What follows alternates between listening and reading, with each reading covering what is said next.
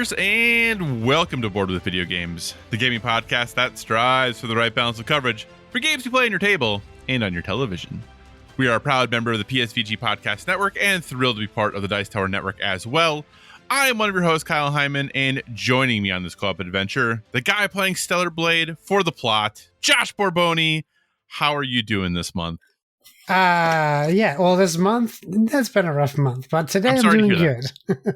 I'm sorry to hear it's been so. Yeah. Well, but it is, you know what? We all have rough months. Yeah, I mean, I guess we do, right? You know, we it's certainly not unique to me. So, I'm right there with the people who had a bad month. I'm right there with you. Well, Josh, I'm going to be honest, my month has sucked too. So hold on, I'm right there with you. I'm sorry to hear that as well. It's been horrible. But hey, I mean, do you want to talk about any of those things? Do you just want to move on? No, I don't think so. I think, okay. How about you? Do you want to talk about any of this bad stuff? Well, I mean, the one bad thing I will share, that just because I talk about them all the time, we had to say goodbye to one of our dogs. Oh no, I didn't know that. Yeah, so I haven't really shared it with anyone, and the reason it's really challenging is because it actually was our youngest dog that we had to say goodbye to. Oh, so no. That was not anticipated, obviously. When we have a almost 14-year-old and almost 10-year-old dog, and then the one we had to say goodbye to first was our 3-year-old. So that is not what we expected, not what we planned on, but unfortunately there were some things going on with her that were not really fixable in any way, shape, or form. So we boarded the other two and gave her a really great weekend of just time with her and us, and then had to take her to the vet to say goodbye. So it was rough. So yeah. I'm sorry to hear that. Yeah, it's kind of one of those things that you never really well, I shouldn't say that. You always know how important animals are, right? But man, saying goodbye to them, it just always really sucks. So Yep. So yeah. Bummer. So that's why my month has sucked. So sure, very worthy excuse. Yeah, so just that on top of work being it's a busy time of year for work, finishing up the semester, so kind of wrapping up everything I need to for the classes for this semester and all of those things on top of it. So it's just been pretty tough, but we're getting there. We're turning the corner. The weather's getting nice out again, which is always great. So we're getting there. And on the plus side, this semester wraps up in 2 weeks. And after that, I just have 3 more classes left I have to do. So I'm pretty excited about that. We're getting down there to the end here, finally. I'm gonna say it feels like it's been years because it has been, but we're getting down there. So yeah, but cool. Well, hey, with that, then you know what? We'll just kind of keep things piffy. We'll move on to our housekeeping and kind of talk about what we've been playing. So thanks so much for joining us this week, everyone. As always, if you have any feedback, questions, or suggested topics, hit us up at Board with VG on Twitter, or check out all the awesome stuff over on the Instagram, also Board with VG. We're proud to be part of the Play Some Video Games podcast family, and we encourage you to check out all of the shows like the PSVG podcast, the Nintendo Shack, PSXP. You never know when a new show might pop up, so be sure to stay tuned to all of your PSVG podcasts to stay up to date. We're also a member of the Dice Tower Podcast Network, so if you enjoy our conversations about board games and would like to dive deeper into that world, we encourage you to check out the Dice Tower Podcast archive, as well as all of the other members of the network. No matter what type of board games you enjoy, there's a podcast on the network that's right for you. Josh, real quick, interjections here, not things that are in the show notes, but just things to talk about. Number one, I feel like I go through cycles of watching things on YouTube of kind of what I watch, right? I kind of watch something for a while and then move on to something else, and then I might come back to that thing. Have you been watching a lot of Dice Tower content lately? Not lately. I watched a few things, but not too much.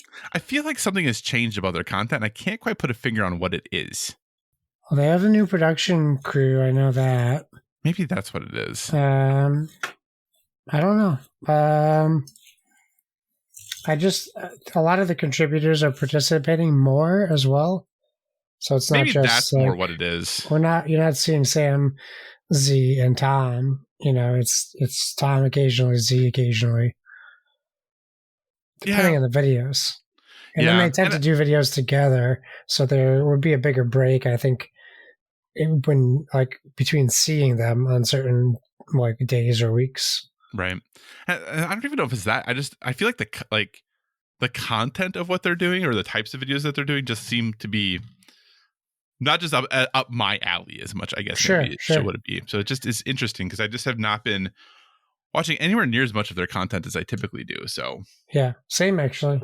yeah, it's odd. I don't know exactly what's going on there, but I have been watching the Brothers Murph more though. Oh, okay. So that's kind of been where my board game habits have shifted slightly. Though I will say, I feel like, I don't know, board game YouTube right now, I'm just like, I need Over something it? that isn't there, and I don't know what that is. Yeah. So not that I could fill it either, or that we could fill it either. Yeah. Like, I don't know what exactly the thing is, but just, and maybe this is just a sign of, as we talked about previously, that a lot of the board game companies are making way less money than they did, a couple of years ago. Maybe that's just all just kind of a symptom of that we're just seeing less like neat, cool content, as a result of all that. I don't know, but anyway. So that was one thing. Second thing that's also not in here. Are you interested at all in the upgraded, improved Castles of Burgundy? No, but only because I have never played it, so I don't have like the need to get it. Yeah, I can't decide if I want to spend that much money. It looks very nice. Yeah, because I do like Castles of Burgundy quite a bit. Just it's a lot of money. I mean, it's $100 just for the kind of quote unquote base game. Yeah, but if you get all of like the other fancy stuff with it, it's like 165, and then if you get like even all the expansions and stuff, it's like 200 something. And it's a game I really enjoy. I really like it. I just don't know, like, it's kind of one of those, like, I already have it, but I really just need a better version of it, right? Like, yeah. I don't disagree. I think I'm getting pickier with these games too now, so there's certainly things that I would have normally gone for because they're bigger deluxeified versions, but I don't know that I need that anymore. Yeah, my Kickstarter backing has definitely decreased pretty significantly. I say that as I have like two things I'm probably going to back here in a minute, but that's fine. Yeah. So, no, but I'm over here wondering where my Metal Gear game is. Oh, yeah, because that's like it's supposed to be May. May, right? Yeah. Interesting. Yeah. So, but, because I was gonna say the first expansion for Earth is on Kickstarter right now. Yes, it is. Yeah. So that is high likelihood that I'm gonna get that, because if you just get that without the like upgraded components, it's only like $29 for the expansion. So that's totally reasonable. That's fine. I can't decide about the Sixth Realm though. Yeah. Yes. I saw that. Yeah, because that is one from Final Frontier who, I mean, I can't decide because like people love Merchant's Cove. I've never played Merchant's Cove, but people love it, and so I'm wondering, like, is the Sixth Realm kind of like the next Merchant's Cove? I don't know. Right. I really don't know, but I can't. And it's also, all things considered, fairly reasonable priced. At $89 for like just the regular standard edition, which for a heavy Euro is pretty roughly ballpark, right? Like it's about that much typically, so it's not ridiculous. And even if you get like the kind of quote unquote all in pledge, is still only $129, which is definitely more than I want to typically spend, but not horrendous, at least as far as Kickstarters go. But man, I just can't decide. Anyway, I don't need to complain about whether or not to spend my money on, I suppose. But all right, with that, Josh, what have you been playing, sir? What have I been playing? I don't have a lot of exciting things to talk about. I've been playing a lot of the old things. I've been stuck on this. I wrote Voice Survivors for some reason, Vampire Survivors. Oh, gotcha. Kick, where like something quick and easy to play, and they have this pretty cool Among Us content out, which is a funny tie-in, but it's enjoyable to play. So yeah, and they have the Adventures mode now, which is really just the same game, but they give you objectives to complete in each map. And the currency you earn is exclusive to like the Adventures part, so you're not bringing all of your unlocked gear and stuff to them. You start at like scratch with characters. Yeah, good. Are you excited about like that Contra DLC? No, the Contra one doesn't look very good. Okay. I think it changes the game too much, it looks like. So no, I don't know. I'm not really behind any of this stuff they're doing with Contra right now. And what about then, because I think last month you talked about Deep Rock Galactic Survivors. Yes. So I'm playing that still on the Steam Deck. So between Vampire Survivors and Deep Rock Galactic, yeah, obviously Deep Rock Galactic still in early access, still doing that kind of thing. But preference between the two? One you're kind of enjoying more. Like, what if somebody's going to pick up one of these? What would you suggest or recommend? They're totally different. So okay. I wouldn't necessarily. It really depends on what you're in the mood for. Like Vampire Survivors is fast, and the gear is a lot, like, it's just different.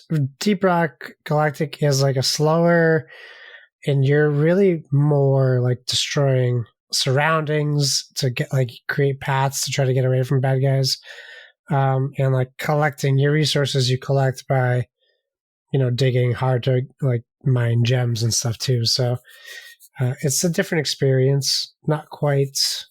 I mean, it's comparable in that if it's that survivors genre that is now a thing, right. Which really, I was thinking about it today because I started playing a demo of a new survivor style game. I'm trying to find what it was, but I guess I didn't take any screenshots. But I searched out, it's on the Xbox, there's a demo for it, and of course I can't find it. It's called Midnight Survivors,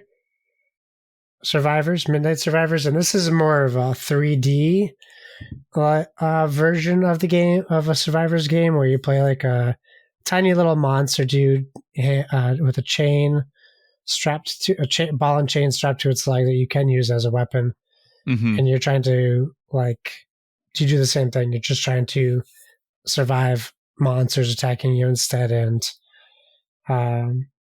it gives you it's more of a twin stick style, so you're using your right thumbstick to maybe aim any projectiles you might have while moving with the left thumbstick.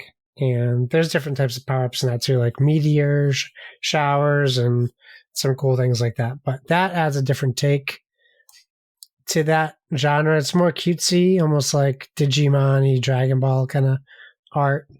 And that's fun. There's a demo out, probably on PlayStation as well. But I still think I really like Vampire Survivors for its simplicity and how easy it is to just kind of pick up. And you can set it to hyperspeed, so it's crazy fast. And it feels like each map is attainable. It's easy to, it's beatable. So, and I like that challenge too. So I would say that's probably my favorite of the genre that I've played so far. Gotcha. It is interesting. I'm checking out this Midnight Survivors just on Steam, and I don't feel like I see this very often. It has mixed reviews. Yeah, shocker. So mixed reviews. Yeah. Mixed reviews. I mean, I can see it's definitely not for everybody. Yeah.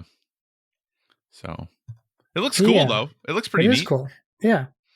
So awesome. Okay. So good to know. Vampire Survivors, still the one to beat for the most part. Though, finally this summer, I think, coming to PlayStation. Nice. I didn't even know it wasn't on PlayStation. Yeah, it hasn't been on PlayStation at all. So it's finally this summer, I believe, coming to PlayStation. Good. So. Well, they'll have some good DLCs to go with it, so that's a good thing. Yes. Okay, so my son really, really, really wanted to play another Crab's Treasure.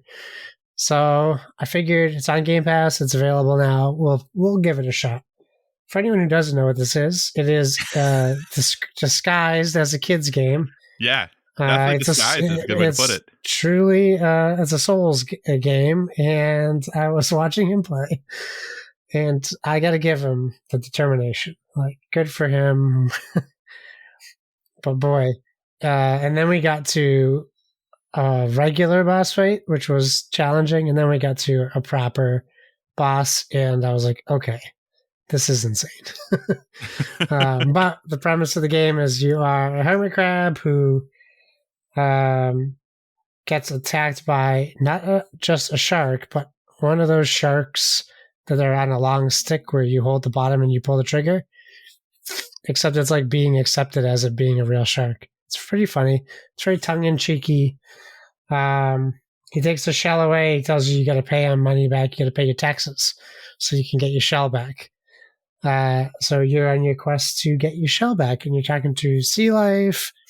You're exploring. You're fighting crabs and fish and trying to find a substitute shell. In that regard, it's fun. It's pretty cool. It's charming, and it's difficult. So we'll give it that as well. Let's see. Okay, with the gaming group, we started playing Content Warning. We're 6 months late to the new hotness, but that's okay. We play the old hot stuff. And Content Warning is essentially a game similar to like Phasmophobia and Lethal Company and all that stuff that streamers are playing.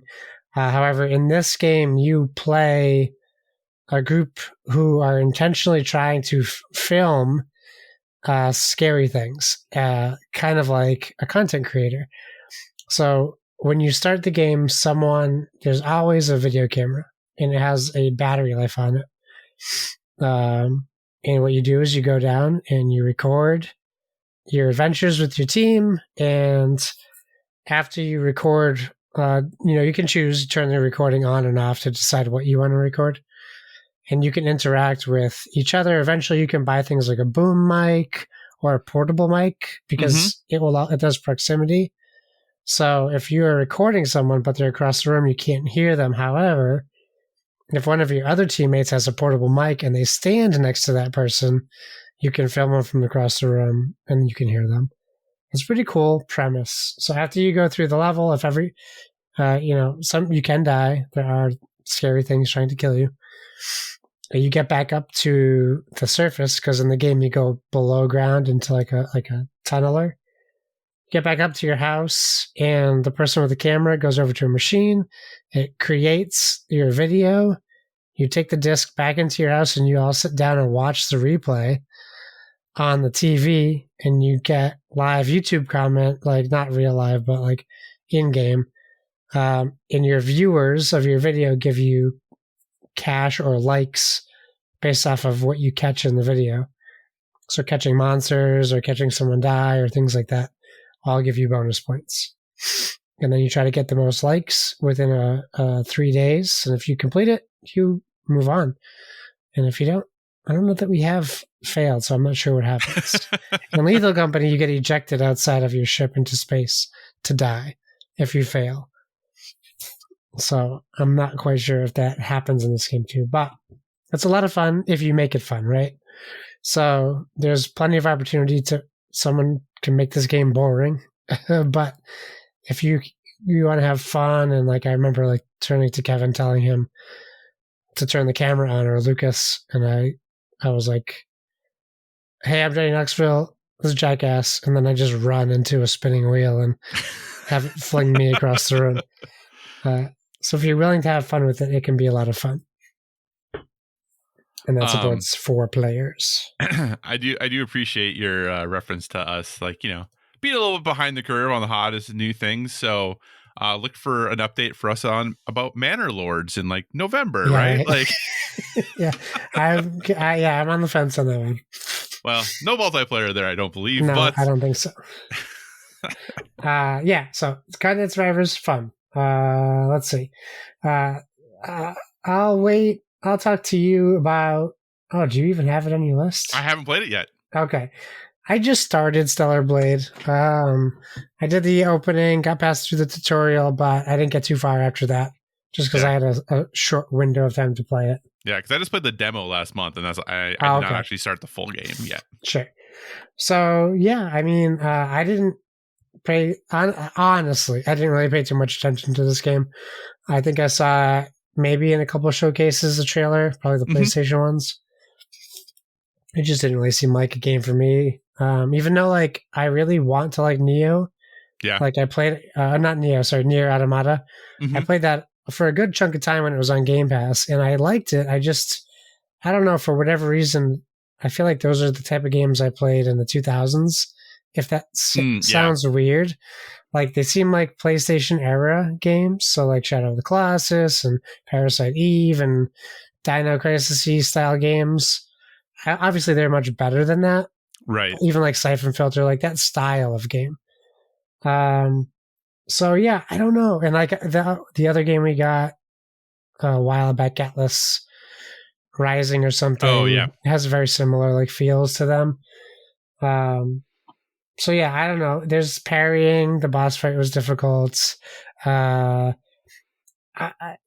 is fine. I think when I like the mechanic and how they use it. I think there's a lot of games that I just don't like the parry mechanic execution.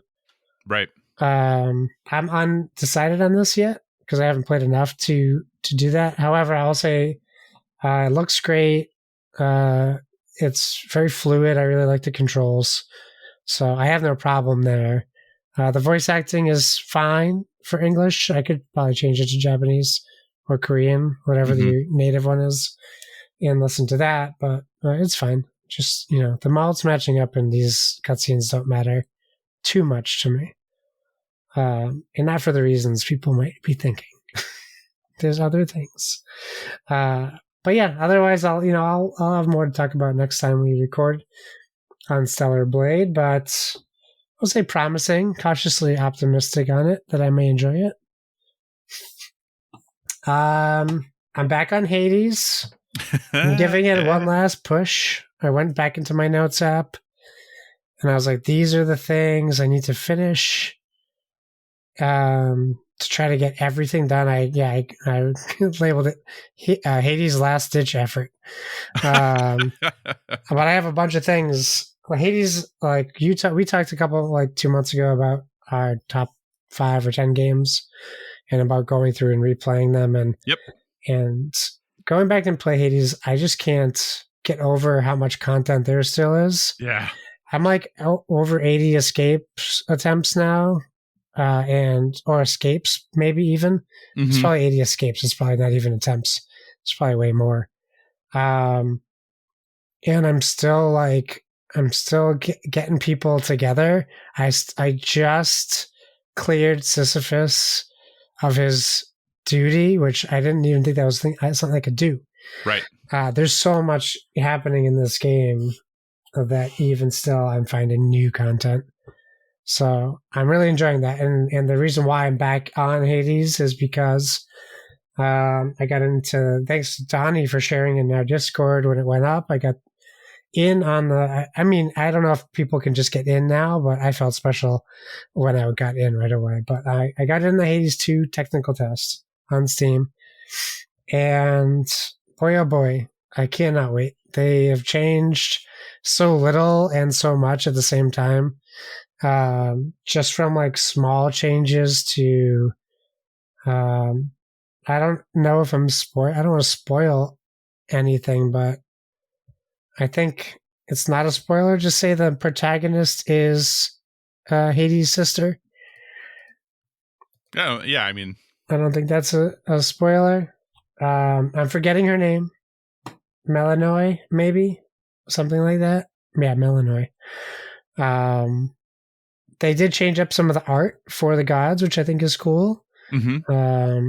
But this is not a remake with a different gendered Hades. It's like I think it's a sequel, proper sequel based off of some of the conversations I've been hearing in the game. It lets you play a lot in the technical test. You can play and play and play. You get to beat the first boss 5 times before they shut you out.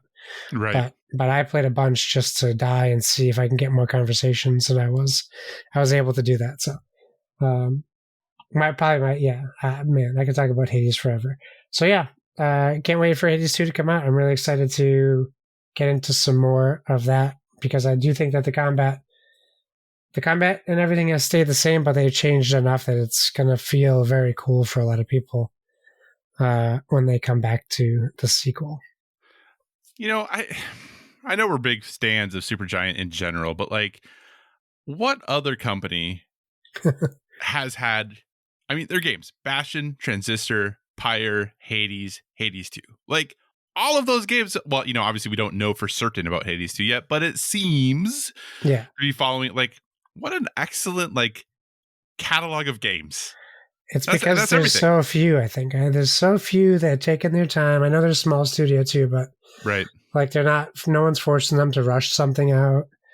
And then that's where you get quality from. And obviously a very talented group of people too. But, yeah, absolutely. So yeah. I'm glad you're enjoying it. I know how much you love Hades. I also enjoy Hades, but clearly not as much as you do, but I still really like it. Sure. So I was going to say, I'll be surprised if Hades is not in your top 10 favorite games of all time. Yeah, it certainly is in there. Okay, just where is it? Yeah, just where will it be? So anything else you've been playing, sir? That's it. A lot of little quick pick-me-ups. Gotcha. All right, well, I will jump in a little bit to what I have been playing, and I have one board game to talk about that we'll talk about first, and then we'll kind of move on a little bit to the old video game realm. And that board game is My Island, which is the follow-up / sequel / I don't know what you want to call it.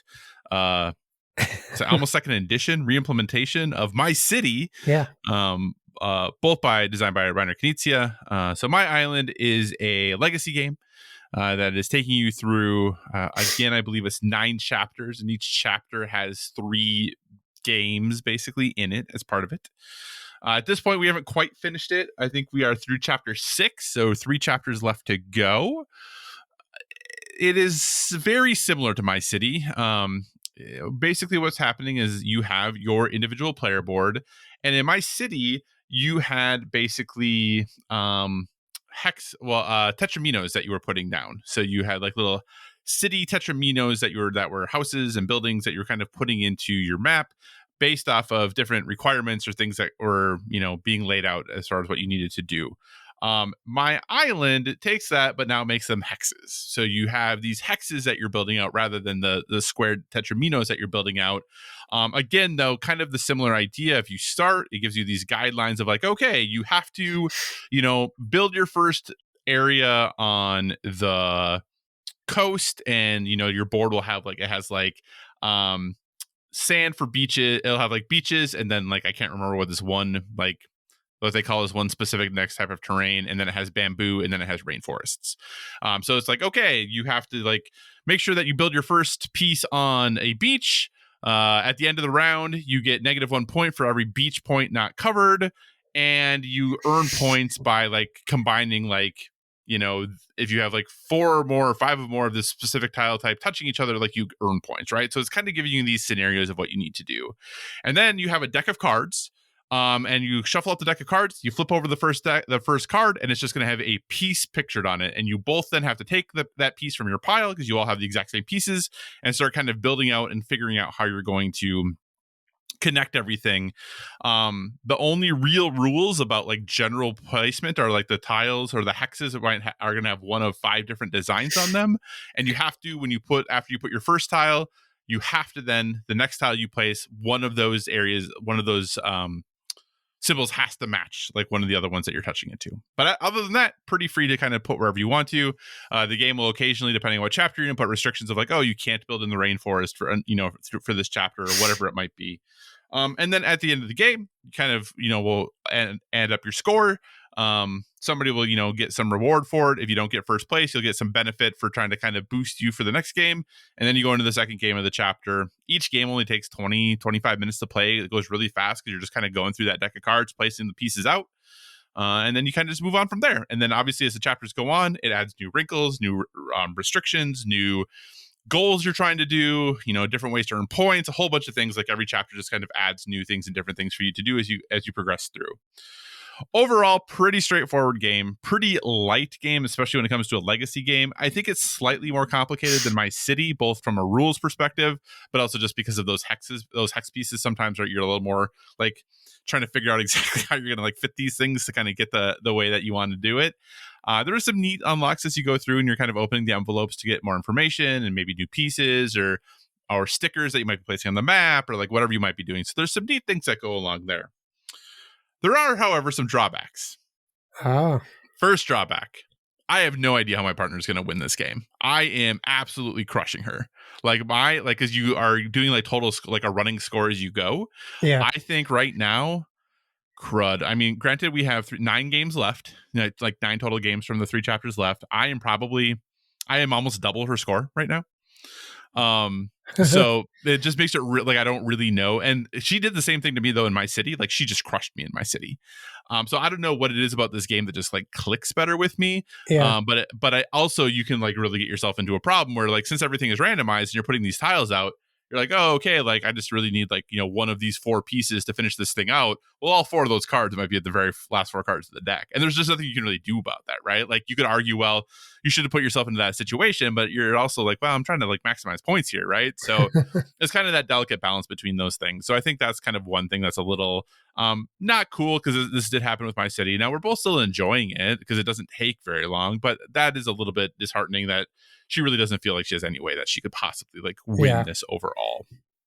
The other thing, ooh, man, the rules in this game suck. They're bad. They're so horrendous, because they will just say like, okay, like when you open the envelopes for the next one, it'll say like all the rules from chapters 1 through 6 remain. And you're like, okay. And then it starts to modify and change things. And you're like, okay, well, what? And then like what it will do is like it'll be like, oh, like when you start this round, like you must play like one of the things that happened. And I've looked everywhere for an answer to this, and I cannot, and no one agrees on the answer to it. In one of the chapters, it's like, oh, you must start in like an upper right or upper left beach tile next to the mountains. And you're like, okay, but do I just have to do that just for that chapter? Or once we move on to the next one, do I still have to start at those? Because it's not really a rule. It's not listed in the rules part, but it feels like a rule, right? Like that sounds like a rule, right? Yes. Like, but it's not listed in the rules. And when you get to these new sheets, like they have like the scoring things, it's like they just, rather than, which would have been way, I think, better on like one side of the sheet being like, here are all the rules still in play. On the other side of the sheet, here are all the new ones. Like that would have been like way more helpful, because they're like, when you get to the end, it's like, okay, here is scoring. It just gives you the scoring for the new things that are added, and none of the old things that still exist that you're still supposed to be scoring. So you're like, well, what the heck? Like, do I still score all those things or no? And then you go back and read it. It's like all rules apply. You're like, okay, I guess I am scoring them. So then you have like 5 chapters or 4 chapters worth of sheets out, like being like, oh, remember, we got to score this thing. We got to score that thing. And then it will like remove things and be like, oh, you don't score this anymore. It's like, okay, but when you say I don't score that anymore, you took out 2 of the 3 things that were not like brought into the game at the exact same time in the exact same chapter, like in the exact same rule set. And you're saying we don't do 2 of these anymore. So we still do the 3rd one, right? Question mark? Like, right? Like it's just weird things like that you're wondering like how much play testing happened, how much, because you could be like, well, just follow exactly what the rule says. But like when you do that, like there, like literally there is one spot I can start on my board, and that is it. And I'm like, is that really the intention? Is that really the intended rule? Because of other things that have happened where you have to like roll dice to add stickers and blah, blah, blah, blah, blah, blah, blah, blah, blah. So because of all of that, assuming that rule about starting in a beach, in a corner beach thing is true, I literally have one place I can start, and that's it. There's nowhere else I can start. So even if the objective for that match is like on the complete opposite side of my island, I can't start on the side that's closest to that because of how things have worked out. I can only start in the one place, but yet I'm still winning. So it's like really weird. Like I just don't understand. So and it's funny because if you go on the Board Game Geek forum, the rules are just a mess. Cosmos, who published it, said there was going to be an FAQ published in December. Well, it's almost May. Oof. And that FAQ still does not exist. Yikes. So that's cool. That's really cool. Somebody really messed up. Yeah, they're really, really needed. And I think part of it was just trying to like push this out, and maybe it's not, right? Because my city came out in 2020. My island was a 2023 game. So that is 3 years. But if there was like no thought of a sequel happening and then they decided to make one, that is a pretty quick turnaround for design, development, like play testing, production. Like that's pretty fast. And it just seems like there were some definite shortcuts or assumptions made by the people who designed it and play tested it of what the average player is going to think or maintain or think how things are going to go. Sure. And I know it's easy to say, we'll just do exactly what the rules say. But sometimes things don't feel right. And that's what playtesting is for, is that if something doesn't feel right, you can then know that you need to clarify it in the rules, right? And there's just none of that that's happening. So it is interesting going again to the BGG forums, at the rules forum, and just seeing all of the different like house rules and like guides people are using, and people being like, yeah, this is what we did because it seemed the best. And yeah, it is just really interesting too, because like you can like hit this one scoring like level, and like once you hit this one score, like you just don't get to score any more points. It's like you just stop. You're like, okay, well, I guess I maxed out my points, so I get like an extra little like overall point for like victory, but like there's nothing else I get to do, like because I've maxed out my points for the round. And it's so there's just a lot of things that just seem a little off in it, but overall still a good experience. Overall still, you know, enjoyable to play with the partner. Just if they do like a third game in this series, I really hope there is more playtesting and more clarification with the rules that happens, because it's not great in this version of the game. But again, if you like legacy games, you like lighter legacy games especially, this is a great pickup. And like My City, they have kind of a forever version of the game. Like once you're done, of like, hey, here's how you can play it moving forward. And actually the backside of the board also has just if you just want to play a one-off game of it without having a legacy version, you have that. So you still, if that's a worry, something you can easily continue to just play whenever if you want to. So that is my island. On the video game side, most of the things have been pretty chill as far as the games I've been playing. I have gotten into this game called Brotato. Josh, are you familiar with Brotato? I am, yes. So Brotato is a kind of like it is a survivor game to a degree, where you play as a potato with weapons killing aliens, right? Like, of course. The goal of the game is just to survive 20 rounds or 20 waves. After you have survived a wave, you are picking up, you know, like little jewels or whatever that give you money, and then you can use those to both boost like your stats and abilities, but also the weapons that you're using. The cool thing about Brotato is there's like 40 different potatoes you can play as that all have different starting like things and do different abilities or kind of advantages for you. So it's just a lot of fun. It's really like chill. It's it gets pretty hectic, but it is, again, I'm playing this. I'm alternating between this and Marvel's Midnight Suns when I work out. So one day I'll play Brotato, and the next day I play Marvel's Midnight Suns. And I'll talk about why in a second. But I'm really enjoying it. The cool thing too about Brotato that you can do is it is set up as a survivors like, but there is a function. You do have the option in the menus to switch it so you make it into a twin stick shooter. So you are aiming if you want to, which is nice. And the depth of the different abilities from all the potatoes you can pick as like is really cool. And just kind of the special, neat, unique things they can do. Because typically, like, you can only have 6 weapons, but one of them allows you to carry 12. And like, you know, so it's just really, really neat things that they do to kind of approach everything differently. And it's actually super accessible too, because they do have sliders where you can adjust the enemies like speed, power, like damage, like all of that stuff, either up or down. So you can make it more challenging or easier on yourself if you want to. So it's pretty cool. It's pretty forgiving. It kind of allows you to do that. But the nice thing is it's just a really cool, like, you know, a full 20 wave run takes 25 minutes. So if you get through the whole thing, and even if you die, you know, at, you know, minute, you know, wave 16 or 17, you don't feel like you're not like, oh no, I just wasted all this time, because you can kind of just jump back in. So taking a lot of good things from Vampire Survivors and applying it. It's $5, super affordable game, really fun time. So if you like any of those Survivors games, or if you like twin stick shooters because you can turn it into one, Brotato for me is an easy recommendation. The reason I picked it up is because Marvel's Midnight Suns is the other game I'm playing while I'm working out. Let me just say, I still really, really like this game. But Josh, I have literally done like 45-minute sessions on the elliptical where I've never done any combat like at things, because I've just talked to people and upgraded things and talked to people and had to go talk to this other person and then talk to more people. And then my time on the elliptical is up and I did nothing. Not that I did do anything. I did stuff, but I didn't like actually get involved in the combat of the game. And like I said, I knew that people said that, hey, this game, there's a lot of talking in it. There's a lot of dialogue. There's a lot of story. And I totally understood that. I did not know that I was going There's to so go much. literally like an hour sometimes without actually like going into battles. So I was like, okay, I just need something like that if I'm in a situation where I'm like, I just want to make sure I have action, then I will play Brotato. But if I'm like, hey, I'm going on this, it's going to be like, a chill, elliptical session, Marvel's Midnight Suns, let's go. Whether I have some combat or I don't, no problem at all. I am still really enjoying it though. I think this game is going to take me forever to get through. Yeah. I liked it enough that I did buy the DLC for it because it was on sale. Oh, nice. So even though I'm playing the main game through whatever PlayStation level I have, I did get the DLC because it was like $12 or something like that for all the DLC. So I do have that because I'm liking it enough that I do want to kind of see it through. So that is kind of when I'm going back and forth between our Brotato and Marvel's Midnight Suns. I just think Brotato's hilarious. I don't know why. I don't know why I didn't know about this game. I just found it on a whim and I was like, this seems amazing. And it's pretty good.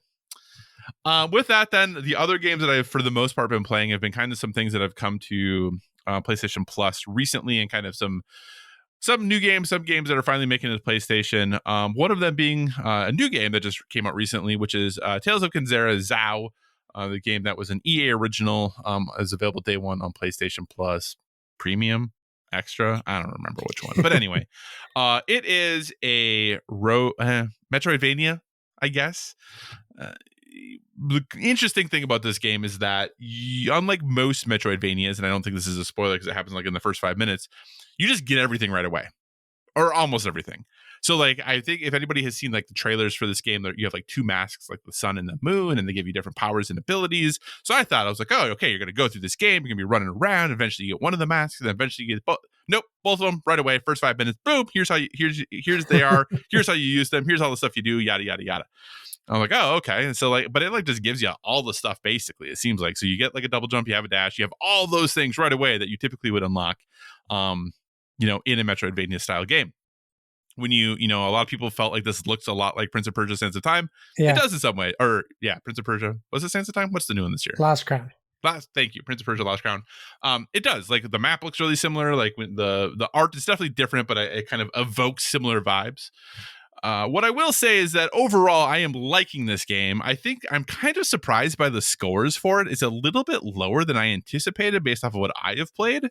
What I will say, though, is that this is very much one of those situations where you are playing a game and you're checking it out and you're going through and you're like, okay, there's some things I like about this. The world seems cool.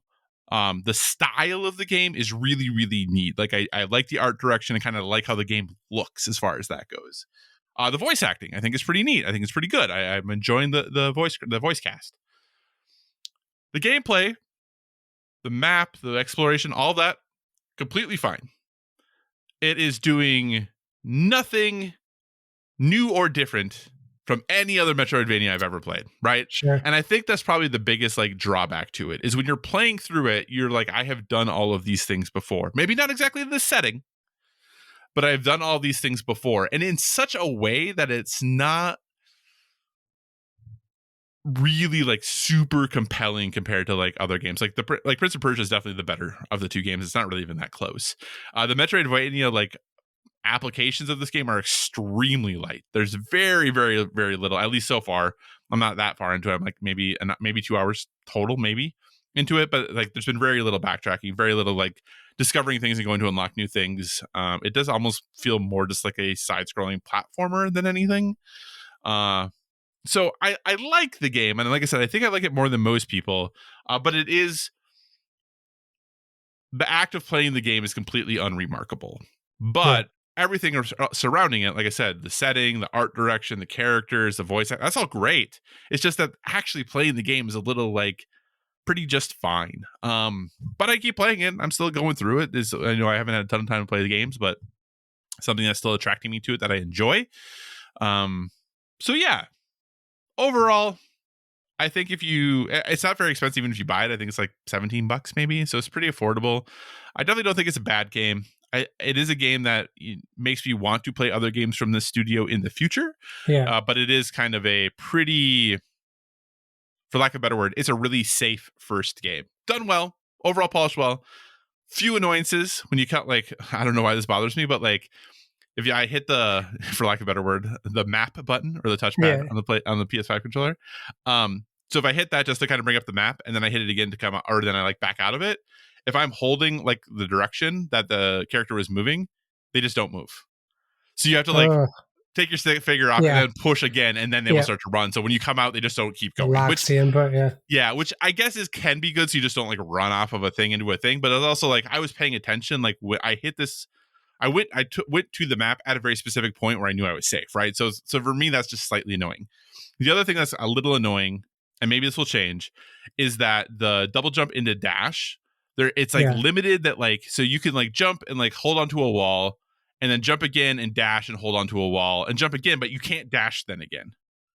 So like your dash like resets like once you like have, after you use it, like once you've landed on a permanent like horizontal surface, or maybe even a horizontal surface that goes away, I don't know, but you have to like land on a horizontal surface after you've dashed. So while you're working your way up these like long, like, you know, jumping back and forth between walls like Ninja Gaiden did in like 1987, like while you're doing that thing back and forth between walls, like if you dash once in there and then you realize you need to dash again, you just can't.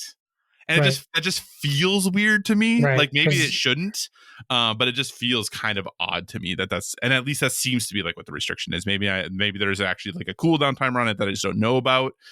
But there have been a couple times where the jumps are like just they do a good job of being like, oh, that's really far. Do I think I can make it? And you're like, okay, I can, but just barely. But there's a couple, especially of the vertical sections where you are going back and forth between walls, where it's like just set enough where you're like, I know I'm not getting quite as high on each of these jumps across that I need to, that there's no way I'm going to make this last one at the top, and it'll be like thorns or whatever that you're going to hit.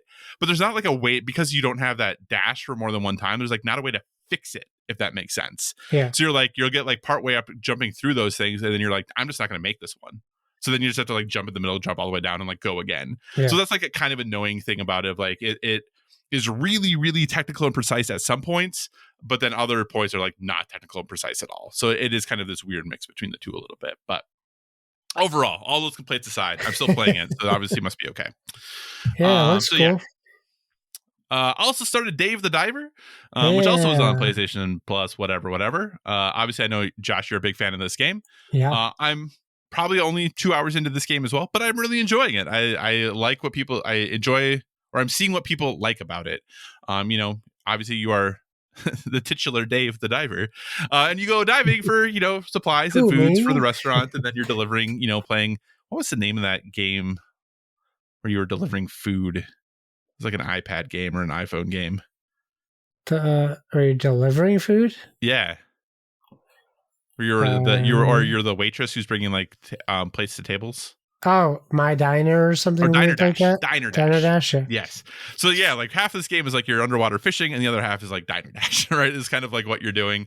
And it's fun. It's cool. It's quirky. It's got like some cool characters.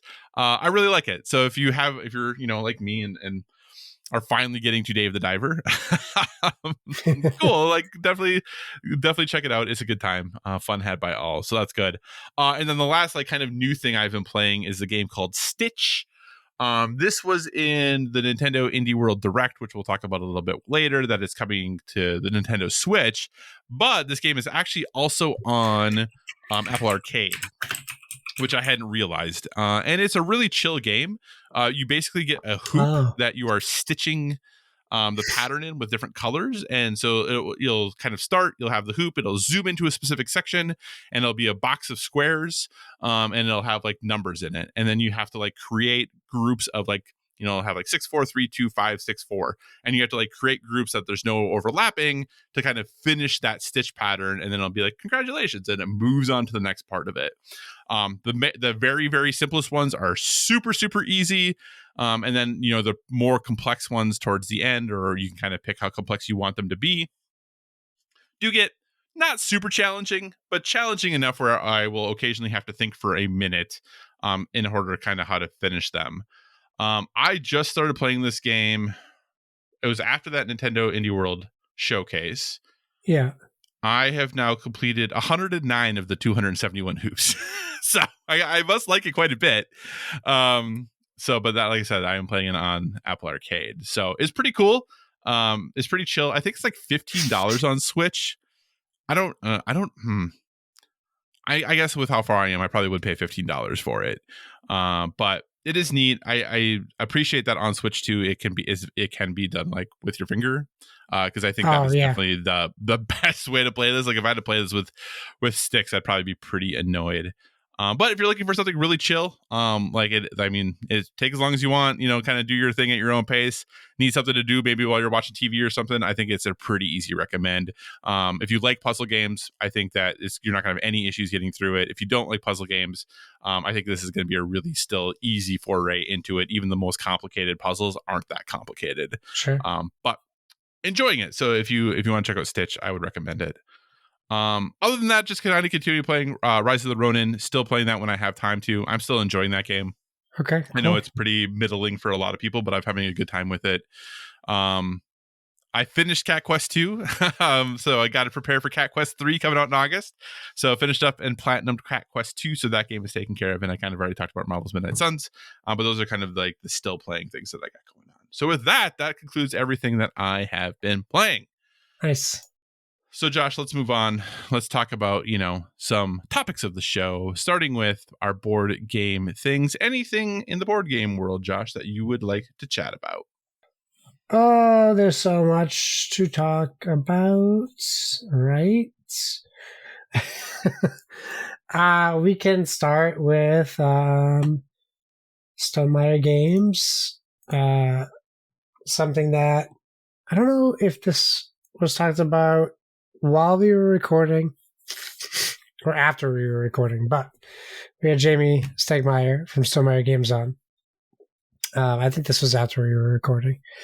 But he was asking Kyle and myself, because we were into video games and board games too, like if we had to like design an open world board game, like what would he ask us, like what do you think needs to be in it? So I don't remember what we said. I know we talked to him for a little bit about it. But he had mentioned that he was had this big like dream project that he was trying to figure out how he could make it at that point. So he's been thinking about this game for a while, but now we have the announcement from Stonemaier Games that Vantage is the next board game. Well, not the next board game, a new board game from Stonemaier Games, but it will be designed. It's probably the next design board game by Jamie Stegmaier. Yes, I would say that's true. He typically does one a year or every other year, depending, for himself. And he has announced that, he's been spending the last 7 years creating this game, which is nearing the end of its playtest process and almost complete. And it's set to release next year, with production starting later this year. And as it's described, it's an open world cooperative game that takes place on an uncharted planet after an intergalactic vessel crashes far from any companions. It offers a complete planet to explore with nearly 800 interconnected locations on cards and over 900 other discoverable cards.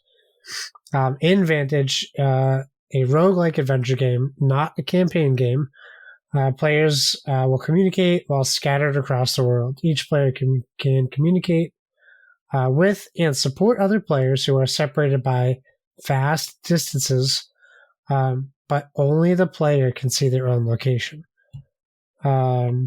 It's described as self-contained, no expansions planned. And of course, there will be some fancifying accessories. He did show off the coins or the currency in his post. But that's it. That's our announcement. Kyle, what do we think about Vantage as a concept, as an idea, as a board game?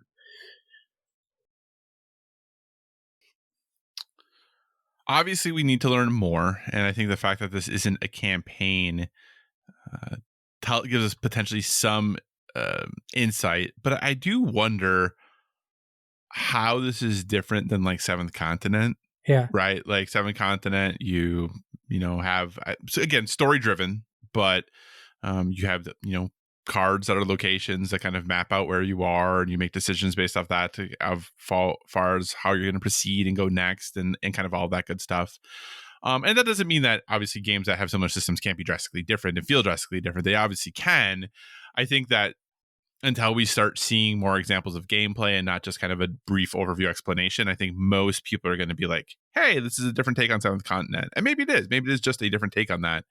But I am curious, especially with the fact that there is no campaign, that there is no planned expansions, that it is considered to be a roguelike, how this game is going to play. Like, how do you win? Right? Or do you win? Is the goal to win? I don't know. Right? So I'm very curious about this game. I'm very interested to see what else he has to say. Obviously, Jamie's been on the show before, so we have to. I think obviously we have probably a little bit of bias towards him as a game designer and the companies his games produce. But I am intrigued. I'm not sold yet. I'm not all in on it, but I'm definitely intrigued by what this is showing, kind of what they're looking at doing, and even just the pictures of the coins, like they look neat. Yeah. So, what are your thoughts, Josh? When hearing this, what kind of percolates to the top for you? Yeah, I actually agree with you. I think it does sound like Seventh Continent. It sounds like it might be a game that's designed to just kind of not get put away when it's done and just kind of left, right? Which I could see as a possibility. Because that's a lot of cards, right? And if it's a self-contained game and it's not, it's not a legacy. Like, I'm curious how that ending of a game is handled. Mm-hmm. So maybe it's going to be more like Forbidden Waters, where like you end your game and you make notes in the book where you stopped. But that makes it more legacy. So it wouldn't be that. So it's not that. I take it back. Right. So yeah, I'm very curious to see how it's going to be packaged and delivered. But I'm curious, obviously. I think that it's very, it's a big swing for him. Yeah, it is a big swing. I do wonder if there's some randomization that happens during setup, and it's like, okay, you are all scattered to like these corners of the planet. The generic goal is like get back to the ship or something or get to the ship crash site. Go right. Yeah. I do wonder if it's maybe something like that, so that every time you start, like you're in a different location or a different part of the planet. Everyone, the quote unquote goal is the same, but obviously how you're going to get there is going to change drastically every time. I don't know. I'm very curious to learn more. So. Yeah, I think you just gave a great pitch for the Helldivers board game.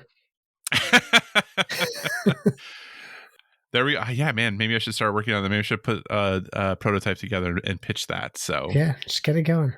Yeah, awesome, cool. Anything else in the board game world, Josh, you want to talk about? I'm going to be honest. As I was putting together stories both for the board games and video games, it seems like it's been.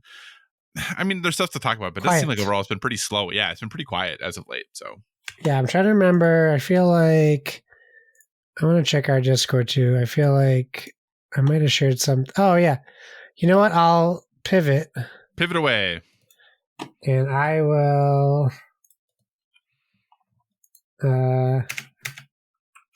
talk about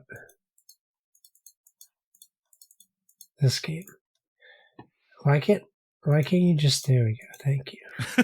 Just do the thing. Why can't things begin? So this was announced actually the day after Jamie announced his game. This is something my buddy Joe shared with my group, and it's Corey Kineska, someone we have talked about in the past, is now co-designing a game coming out, and it is called The Mandalorian Adventures.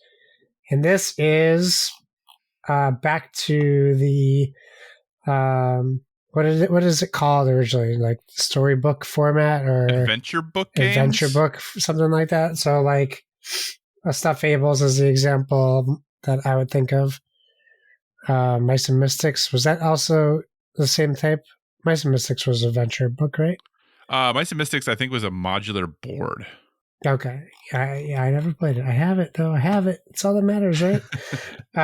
So Corey Kineska, acclaimed board game designer, of such games as Star Wars Rebellion, a game I still really want to play, and Battlestar Galactica, the board game, a game I really still want to play. He did launch his own studio. We talked about called Unexpected Games in 2021. It started with the game The Initiative, and then a game called 3000 Scoundrels. I couldn't tell you how good they did. They're probably middling on Board Game Geek as far as like ranking goes, but that's just a general guess, and you don't have to look that up. I see you. I'm going to while you keep talking. I'm 100% going to. But yeah, here he is taking a stab at his first licensed. That's not true. Another licensed franchise, and that is The Mandalorian Adventures, and it's a cooperative board game with multiple modes that'll be coming out third quarter this year. And in a recent interview with Polygon, he talked a little bit more about. We don't need to get into his trade secrets, but there will be a highly anticipated traitor mode. We all love the traitors, right? We do. Traitor modes are great. Yeah. So, to make it through the game's various scenarios, players will need to work together by playing cards from their hands to one of the several action slots on the table to do things like move, attack, or gather information from the environment. The strength of a given action depends on the value of the card played. So a 4 played to move. Oh boy. So a 4 played to the move slot. Thank you, Josh. Will let a character move 4 spaces, obviously. Some cards have special abilities as well, but those can only be played on certain times on the table. But yeah, I like the art. It looks like the instruction booklet's going to have some like comic book style cutaway animation art and stuff like that in it. And there's more if you want to know about it on Polygon. But yeah, there's going to be some really nice art. Some if you've played Star Wars Destiny, the cards kind of similarly look to that. English. Flip those words, spin them around, and you'll get what I meant. It's pre-ordering for $50 at the time of now, so I would imagine this is going to be a $50 game when it comes out. So it's not crazy priced, but it's higher than most of the licensed games on the Target shelves right now.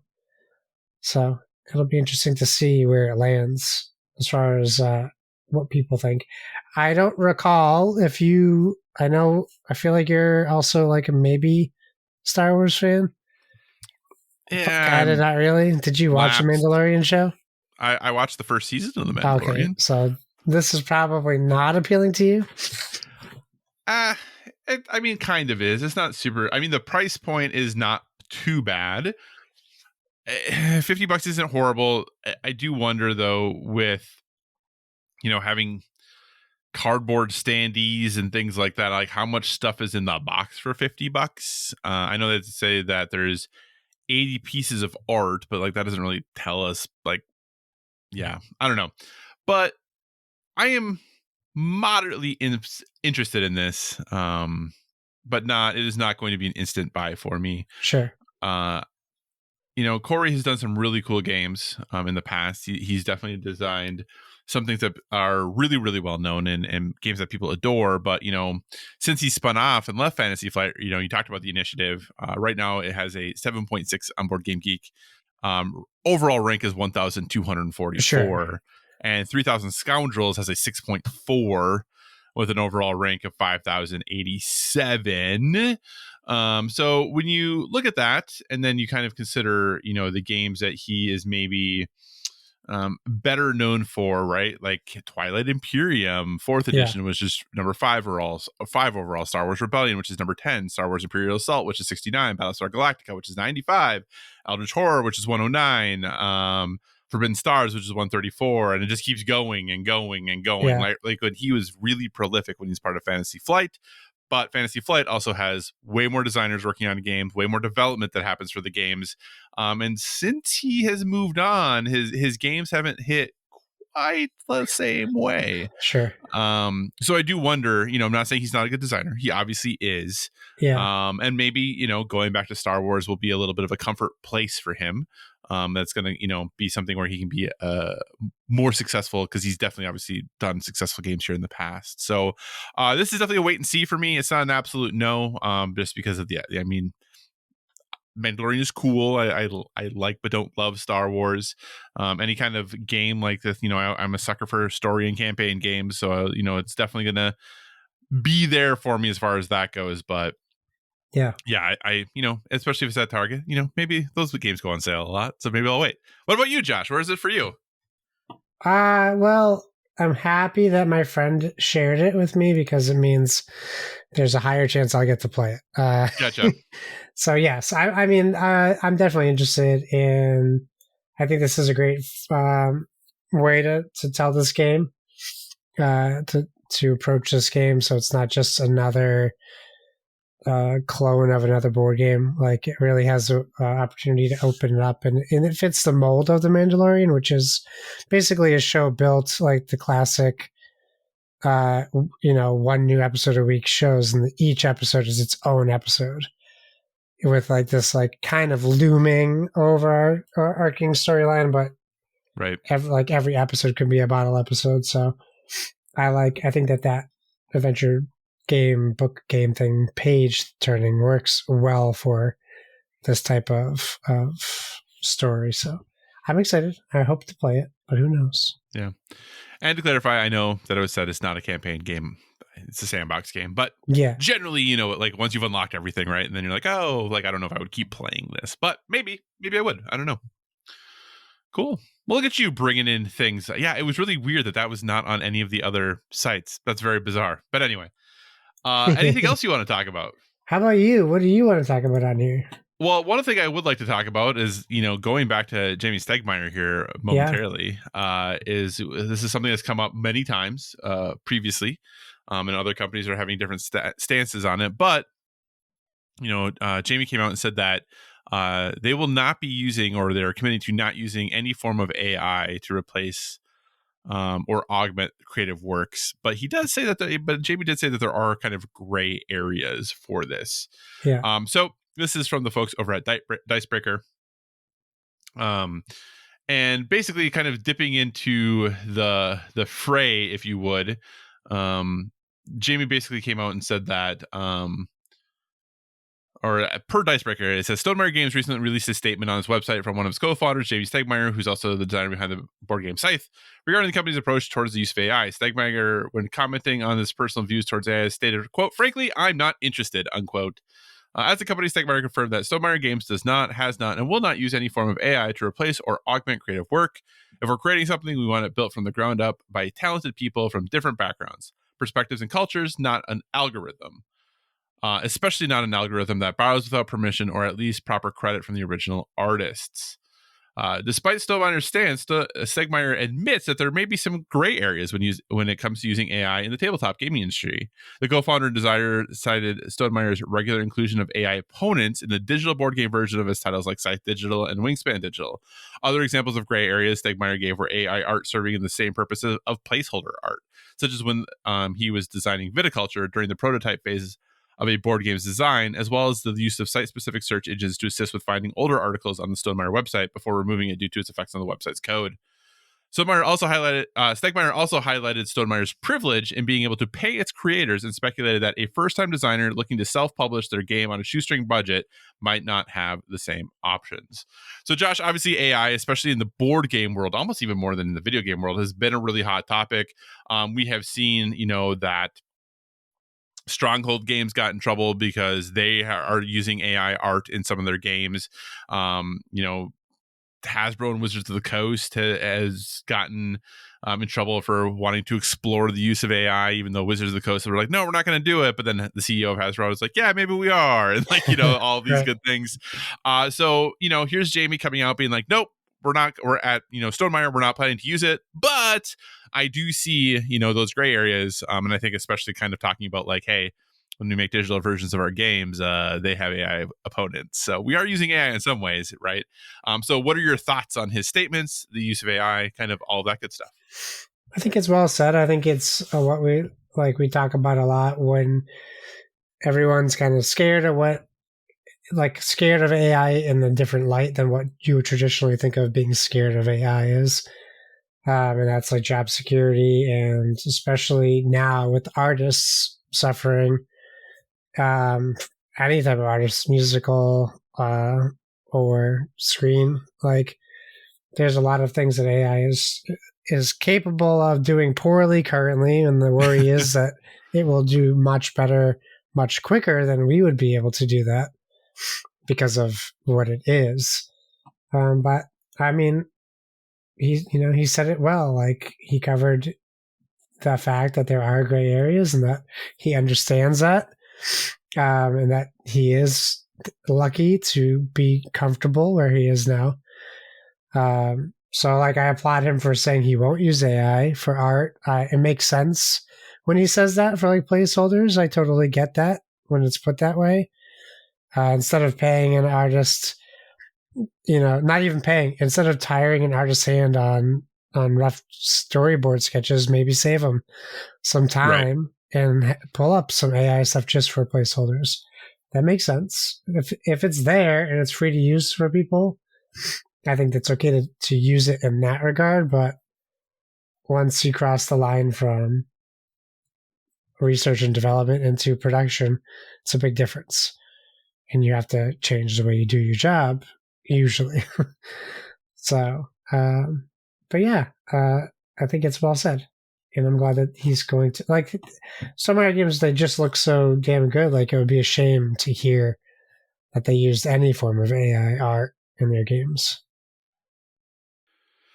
Yeah, I think this is going to continue to be a hot topic, especially in board games, in an industry where, yeah, Stonemaier is lucky because, they are obviously a small company. They don't need to make a ton of quote unquote money to have, a sustainable life for the people who work there, because it's only a couple people. I do wonder, long term, if this is going to be something that more and more companies are turning to, especially if you have, with how many startups, how many, people try to start board game companies, try to publish their own board games. If there was somebody who is a first time publisher, has a board game design, they have, it's a side hustle for them to even make board games, and they use AI art. Am I going to be like, well, no, I'm not going to buy your game? Like, I don't. They could use AI for board game instructions. Maybe that's who wrote My Island. Maybe it was ChatGPT. Yeah. Well, that is one of the big problems with ChatGPT, right? They cannot predict the future. Nope. So that's what they're bad at. So hold on, let me ask it if it can predict the future. 1 second. Well, and that is what's interesting, right? Is in the sense of, like, when you look at things like, well, I guess chess is a little bit different, but for like AI Go, right? Like, one of the things that those models do is they're able to look at future states of the board to decide what decisions they want to do. Like, they're able to like kind of look at what all the future states are going to be.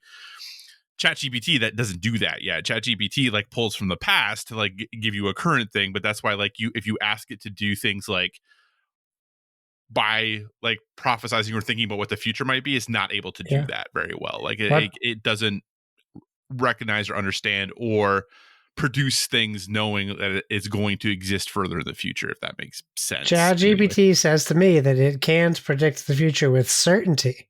It can or cannot. However, I can't predict the future with certainty. However, I can help you explore possibilities and speculate based on current trends and information. Right. Do you have anything crazy you want to ask GPT to predict? I think you should ask ChatGPT. Okay, well, here's the important question. Are you using 3.5 or 4.0? Are you using the free version or the one you have to pay for? 3.5. Okay, the free version. Cool. So then this probably is not going to have this information. But I would ask it you should just ask it how many copies of Vantage Stonemaier Games will sell within 1 year of release, and just see what it says. All right. Can you predict how many copies Stonemaier Games Vantage will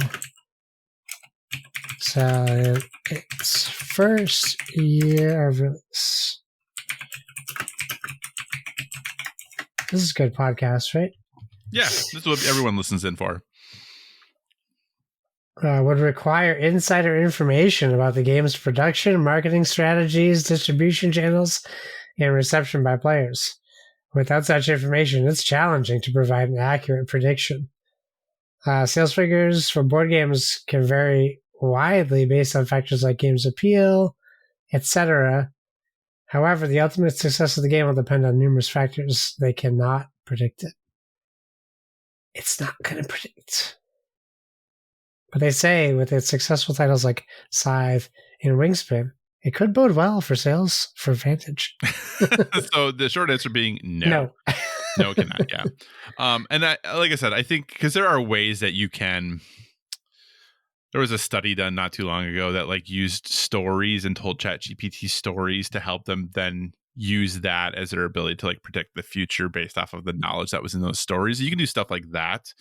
But it, like I said, it is not currently the ChatGPT isn't designed in the same way as like those predictive softwares are. So you need there's oh shoot, what is the name? There's actually an AI that plays the game Diplomacy. I can't remember the name of it. But it's really, really good because it does both the things. It has the language learning models of ChatGPT to communicate, but it also does the predictive things that like AlphaGo and things do. But it does it for the game Diplomacy. So it will have all of the conversations with people, and then like in its mind, in its quote unquote mind, run the scenarios of like, okay, if I take this alliance and backstab this person, like what's the likelihood that all of these things will happen?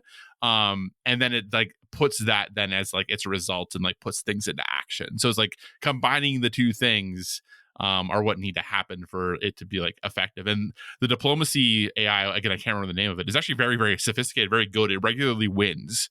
So it does a really good job of those things. But yeah, you got to kind of combine the two to really get what we want, or maybe don't want, depending on how you look at it. Right.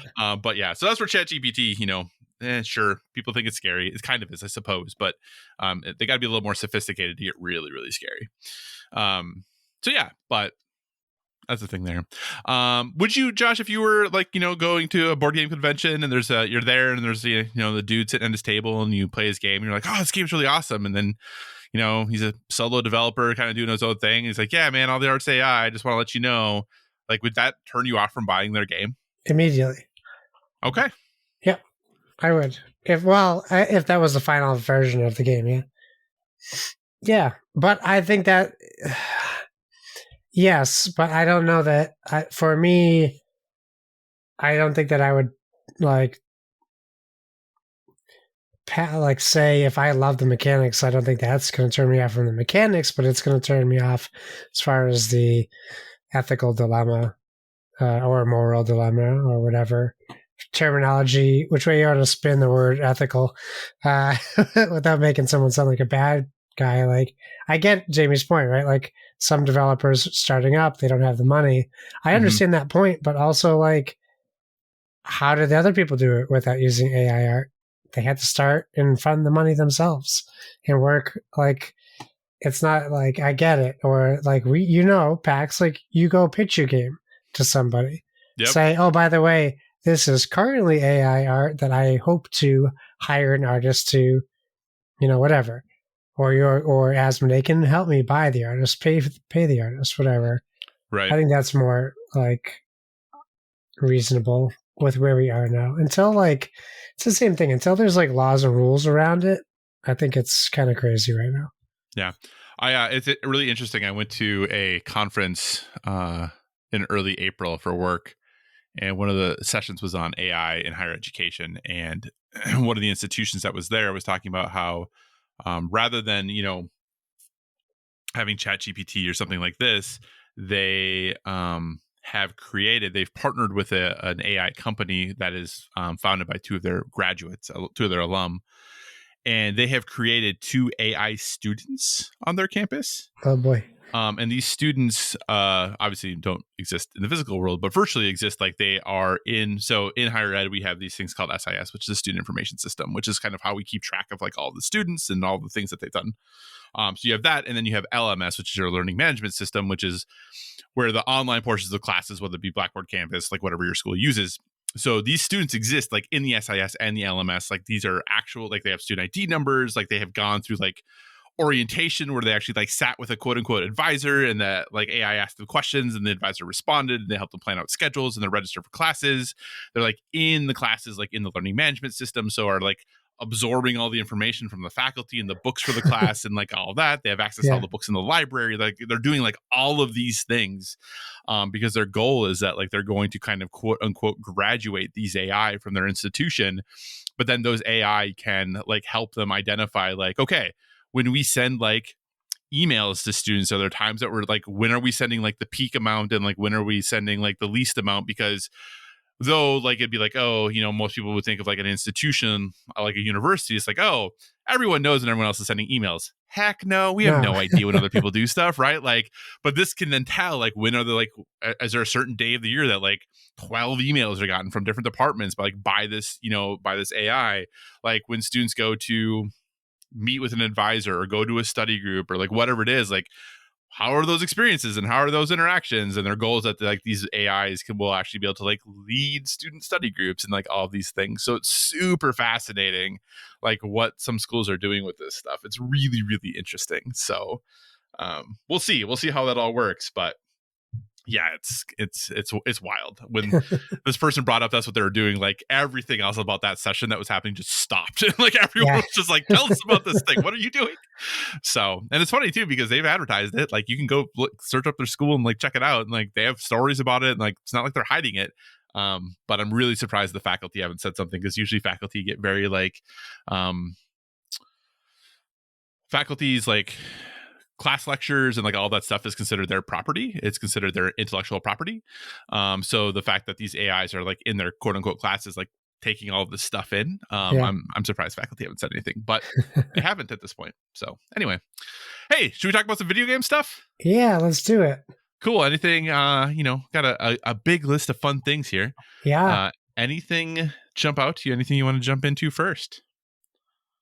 Yeah, we can talk about, you want to talk about Star Wars Outlaws? Let's talk about Star Wars Outlaws. Okay.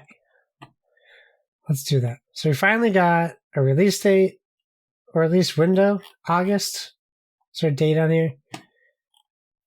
There's an actual date. August 30th. Yeah, that's a placeholder too. August 30th. Are you saying it's getting delayed? Is that what you're saying, Josh? I don't think it's going to be released early. I'll tell you that. Okay, perfect. So yeah, we got a new story trailer. Just for people who don't know, Star Wars Outlaws puts you in the role of Kay Vess, who's a pickpocket turned thief who gets mixed up with a criminal syndicate, where she gets a bounty placed on her head, and she has a cute little alien axolotl that is her little companion buddy. Yep. We do see the Hutts. We do see, I believe, Han Solo. I think this takes place in between Empire and Jedi, if I'm not mistaken. I will say, we got our story trailer, and you can tell there's a lot more in-game images than the first thing we saw. Mm-hmm. Because, I don't know, in my opinion, some of these character models look a little rough. Especially our main character. So I'm sure that will be touched up between now and October when it releases. Okay. So but that being said, I still am excited for it. I still think bounty hunter stuff is so ripe for the picking in the Star Wars license. We haven't really been able to benefit from that. The fact that it's like kind of pitched as like Star Wars meets the Division. We're still waiting to see more about that, because this is just pretty much a cinematic or / in-game cinematic trailer. But I I still think it looks really cool. That's coming in at $70. Of course, they have a crazy collector's edition. I don't see the price for it here, but I think it was like $250 or something crazy. But I think it looks cool. I know we just talked about Star Wars. Are you interested in this game at all as well, or is this a pass? I mean, I'm definitely interested in this game, mostly because the developers are the same folks who made The Division. Yeah. And I really like The Division. So I am interested from that perspective. I like the idea very much of playing a Star Wars game not as a Jedi. That is something that for me is always pretty interesting. That's something that I want to do, or I have more desire to do that. As you said, so the gold edition is $110, and the ultimate edition is like $130. The big controversy obviously was that, like, hey, you know, when you spend $110, you get this exclusive Jabba's Gambit mission at launch, Yeah, you know, and you also get 3 days of early access. So that's annoying. I guess I go back and forth between this idea of paying for early access. Sometimes I think it's totally fine. Other times I get slightly annoyed by it. I do think that hiding or putting exclusive content behind the more expensive edition is a bummer. Now, they did make it seem like that this Jabba's Gambit mission will be available to others later. It's just that at launch you have it available to, you know, at the gold and the more pricier levels. But yeah, I'm interested in this. I like Massive. I enjoyed it. It is kind of weird that Massive is releasing 2 games in a year, because they also, the game that everyone already forgot about, the Avatar game that came out in December, was also Massive, which I liked. I had a fun time with that game. I didn't finish it, but I enjoyed what I played. It's actually still technically on my PlayStation. I haven't deleted it yet. So I am interested to play this game. This is, like I said, I think kind of the Division in space, maybe a little bit potentially. So I'm interested there. Her little buddy is pretty cute, so that's always like a good plus for me. You know, whether it be in August or October, whenever this game comes out. I do think this might hold pretty solidly to August, because rumor has it that the next Assassin's Creed is this fall. So we'll see. Maybe this gets delayed and that gets delayed. Who knows? But what about you, Josh? Are you going to be, you know, going to outer space on August 30th, or 3 days earlier than that? Yeah, I'll get there when it's out. Yeah, I'm interested. They'd have to, some bad footage would have to come out between now and then for me to not want to play it. So I think it looks great. Did we talk about this last month? Did we talk about Marvel 1943? Did you see that? We talked about it last month. Yeah. Okay. Yep. All right, because that's another game that makes me think of like reality versus what's this game's reality going to be after that trailer? Like, on PC, it might look pretty close, but I don't know that we get consoles to where that gameplay, not gameplay, where that cinematic footage was. I mean, Unreal 5 is supposedly doing some stuff, right? Incredible, and all the rumors are that, or a lot of the rumors are talking about, you know, we're going to see the next Gears reveal this summer at Microsoft show, and supposedly that thing is going to be like, people are saying it's like the best looking game ever. Like that, it literally is going to be mind blowing how good that game looks. So, which I'm down for, right? That's kind of what the original Gears was too, right? I remember when I first saw the original Gears of War, I was like, oh my gosh. So I would be down for a graphics push like that. Let's do it. So, but well, Josh, staying in kind of with Ubisoft, they did announce that Ubisoft Forward is coming back this summer, June 10th, live in LA. Which is the week of Summer Game Fest. So it's going to be kind of right in that Summer Game Fest time. So the Summer Game Fest live stream is set for June 7th, which is a Friday, if I recall. And then this will be Monday, June 10th, from LA.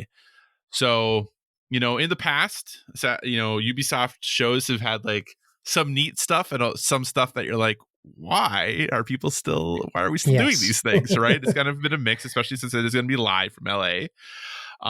As we talked about, right, obviously Star Wars Outlaws will be out a few months after that, so I'm sure we're going to see that at the show. Assassin's Creed Red, right, the next game that apparently the actual name has potentially leaked, depending. Assassin's Creed Hexa or Hex, depending on how you want to look at it, you know, the spookier, witchcrafty one that's coming kind of down that. X Defiant was supposedly going to be out by now and still is not out. The Division Heartland, which supposedly got reworked significantly, it's a free-to-play Division game, also is not out yet. So I anticipate we'll kind of see all of those things, or at least maybe not both the Assassin's Creed games, but at least Red. Anything else you want to see from Ubisoft, or you'd love to see Ubisoft jump into? Any IP you want them to resurrect? What more are you hoping that we'll learn from Ubisoft this summer? Hey, you think maybe they would consider doing a Beyond Good and Evil sequel? That'd be cool to see. Yeah, right. Maybe they could like redesign the whole total look of the game and make it just look crazy different graphically. Make it look like a space shooter instead of whatever the first game was. Yeah. We'll see. Yeah, I mean, I don't know. I want some surprises, right? I do like surprises from them. Maybe we'll probably see more Rabbids stuff, right? Mario Rabbids. You think so? Yeah, I don't think that's done. I don't think that relationship is over. I think it's still a very highly rated game, right? It probably sold really well. I don't know. I don't know Ubisoft anymore. What do I want from them? Do we get Far Cry 7? I think that's potential, right? Like that seems like something we could. I know there was like rumors floating out about the protagonist that turned out to be being not right at all. Yeah, I don't know. I'm just very surprised with X Defiant not being out. Yeah, and I wish I could have talked about it. Well, I couldn't have talked about it, but I like right before my phone broke and I had to send it out. I got in on that Division Heartland. Yeah, and I was never able to try it because my phone, like when I got my new phone, I wasn't able to download it. Which is a bummer because I'm really curious about that. I'm like, is this the kind of game that's going to make me want to get a Backbone or so, so I can experience this game? So I don't really know what to think. Yeah. Well, so just as some reference here, and who knows, right? As far as timelines, and because Ubisoft has had so many cuts and layoffs and people leaving. And I was thinking Resurgence. Sorry, not Heartland. Oh. My apologies. The Division Resurgence is the mobile game. Oh, right. I think Heartland is their console one, right? Yeah, the free to play. Free to play. Yeah, sorry, I confused it with Resurgence. Nope. That's yeah. Well, because there's also Assassin's Creed Jade, I think, is the free to play, or is the mobile version of Assassin's Creed 2, right? That got delayed, I think. It got delayed, yeah. But kind of backing track here to Far Cry really quick. So Far Cry 3 came out in 2012, right? So the Far Cry 3 was 2012. Far Cry 4 was 2014, which is kind of ridiculous to think about. Far Cry 5 was 2018. And then Far Cry 6 was 2021. But obviously there was DLC offshoot games in there, Blood Dragon and the Primal and all that. It was really 2021 was Far Cry 6? Yeah, 2021 was Far Cry 6. So if you think about, Far Cry 5 to Far Cry 6 was 3 years. We're obviously 3 years removed from Far Cry 6. Far Cry 4 to 5 was 4 years. But 3 to 4 was 2 years, roughly, I think, 4. 8, yeah. So in theory, we might be potentially ballparking it. But again, their studio structure has gotten so messed up with all the issues that they had, and it seems like they're way down as far as employees go, and they cut so many things and cancel so many projects. But in theory, we could be due for a Far Cry 7. Do you have any desire to play a Far Cry 7? I think so. It has to depend on the main character and where the story is set, I think. Well, not the main character, the main villain. Mm-hmm. I don't know. Do I think maybe Far Cry 5 was a once in a lifetime thing for me? Maybe I'm just not a Far Cry fan and that one just hit for some reason? Yeah, maybe. Yeah, I Because kind did of you want to. finish 6 or 7 No. I want to give six or 6? Excuse me, not 7. I want to give six a chance, but I just couldn't get into it. Maybe I'll go back and try, but it's just not Far Cry 5. If I'm being honest, I'd rather go play Far Cry 5 again. Oh, and that's totally fine and totally fair. For me, I think when it comes to Ubisoft, obviously, I am still an Assassin's Creed stan. I still love the newer Assassin's Creeds. Like Mirage was fine. Like I didn't love it as much as the Odysseys and Valhalla and Origins. But I'm down. I'm very interested in Red. Even though obviously we have had Rise of the Ronin this year, and Ghost of Tsushima is not that far removed, though. I mean, we probably due for another one of those soon here too. I am definitely interested in what this game has. Kind of the leaks that have come out about it make it seem really, really interesting. Kind of how this is all going to incorporate into Infinity or whatever, like the name of the quote unquote Assassin's Creed platform is going to be. Yeah. So interested in kind of learning more about that. I am kind of, I don't know, as someone who like apparently begrudgingly really likes the Far Cry games because I'm the only one who keeps playing them, finishing them. I don't know, right? Even though I apparently hate them. You're a big Far Cry 6 and Borderlands 3 fan. Yeah, right. Yeah, exactly. I'm a big fan when it comes to those things. I'm interested in a new Far Cry potentially because I do just generally like that loop. I find it fun generally. So I am interested to see if there is anything there. I really am curious about Division Heartland because that game seems to keep popping up and going away, popping up, going away.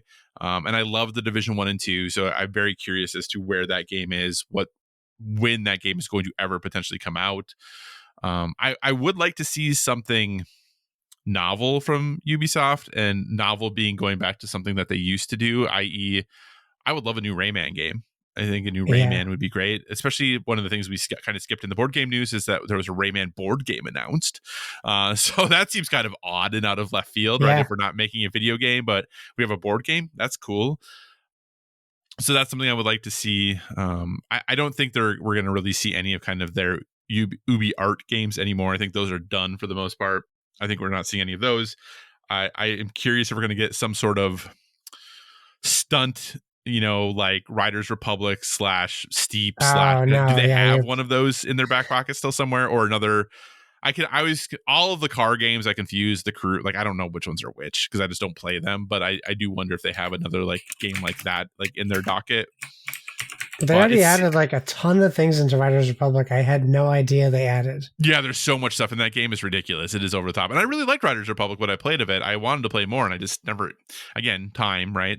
I wanted to play more, but not enough to have it, replace other things that I was playing. So we'll see. What do you think, though? Oh, shoot. What was I going to ask you about? So there's been rumors, again, who knows, of a Splinter Cell kind of like remake of the first game. Any desire in a return to Splinter Cell? I know, like every time a Ubisoft events come up, it's like Splinter Cell. But like, do you genuinely think that something is happening with Splinter Cell right now? I don't understand their business practice. If they come out with a remake or whatever of Splinter Cell, people are going to be so mad. Nobody wants to go back to replay the first ones. They want a new Splinter Cell. Just give them a new Splinter Cell. They're fully capable of doing that. I mean, maybe. I don't understand why. Well, yeah, maybe. I don't understand. Like, it's not like it's not going to sell. It's not like it doesn't have a fan base. You you put out Skull and Bones. It's already down to $30, brand new, and you won't make a Splinter Cell. Which is going to be my next question. Do you think they mentioned Skull and Bones at all? No way. This? Unless it's like a gravestone on the on the stage with Skull and Bones. Just starts as just Skull and Bones, like the death of Skull and Bones. I mean, they're stubborn too. They also For Honor is still a live content game getting updated currently, which I love that they're doing that. The Siege still get updates? Rainbow Six Siege? It probably does. I feel like this is a company that doesn't, to their detriment, doesn't give up on some things that they should. So they might just write Skull and Bones to the sunset. Well, I feel like it already is in the sunset. Well, I mean, them as a company with on top of Skull and Bones. Do you think we see, because obviously this was supposed to come out and then it looked really bad, so then they kind of went back to the drawing board. Do you think we see that the reemergence of that Prince of Persia remake? I think they have to show us what it looks like now. So because people don't believe it that they changed direction. So they have to show something. Yeah. Ubisoft is a company that a few years ago, I've been like, yeah, I love Ubisoft games. And now I just don't know anymore. I like Assassin's Creed. Yeah. Outside of that, I don't really know what else I really like of theirs anymore. And now that we know officially that Watch Dogs is no longer a thing, so they have said that is RIP. So we'll see, I guess. Ubisoft forward, June 10th. We'll learn more about what Ubisoft has up its sleeve for the near future. All right, Josh. Well, I think something that we need to talk about because it's going to kind of affects a few things here. The fine folks at Embracer Group have decided that, hey, we're bad at what we're doing. So we are actually going to be splitting into 3 companies. And Josh, these company names. Okay, so as Embracer is splitting into 3 companies, Asmodee, the board game side of them, is going back to being Asmodee. It's kind of her own thing. And then we have Coffee Stain and Friends and Middle Earth Enterprises and Friends. What a name. What a name. What names? My guess is, maybe I'm wrong, my guess is these are temporary names just to understand like kind of where things are going and have people be able to kind of differentiate between them. And then once these become standalone companies with probably standalone boards of directors and things like that, then maybe they get renamed to something else. If they were temporary names, why didn't they use AI to come up with better names? Maybe these are the AI names. I have no idea. But yeah, so they're kind of dividing into 3 groups. Asmodee, again, going all of the board game stuff. Coffee Stain and Friends will be their kind of AAA like company. And then Middle Earth Enterprises and Friends will look over the IP they have, including, Lord of the Rings and Tomb Raider, and kind of also be like their AAA studio company. These will be 3 completely separately traded companies. If people own stock in Embracer right now, they will get stock in these companies as they're created and spun off. Asmodee should happen this year. Coffee Stain and Friends will happen next year. That spinoff will happen. So here's my question for you, Josh. As part of this, Asmodee gets to go back and be their own thing. They were really the only ones making any money. Yeah.